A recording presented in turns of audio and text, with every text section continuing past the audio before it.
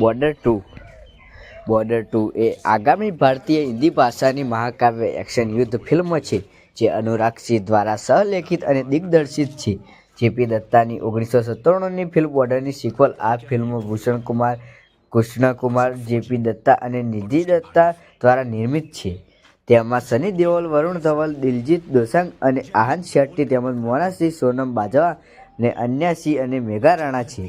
Border 2 એ 23 જાન્યુઆરીએ release થઈ રહી છે, જેનો ઉદ્દેશ્ય 26મી જાન્યુઆરી છે, સોમવારના રોજ પ્રજાસત્તાક દિવસની રજા અને 4 દિવસના સપ્તાહના અંતનો લાભ લેવાનો છે.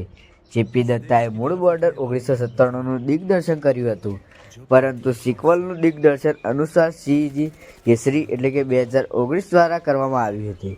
સોમવારે એક ઇન્ટરવ્યૂમાં અભિનેતા સુનિલ શેટ્ટીએ કહ્યું કે જો 1997ની ફિલ્મ બોર્ડરમાં તેમનું પાત્ર મૃત્યુ પામ્યું ન હોત તો તેઓ ચોક્કસપણે બોર્ડર 2માં પાછા ફર્યા હોત.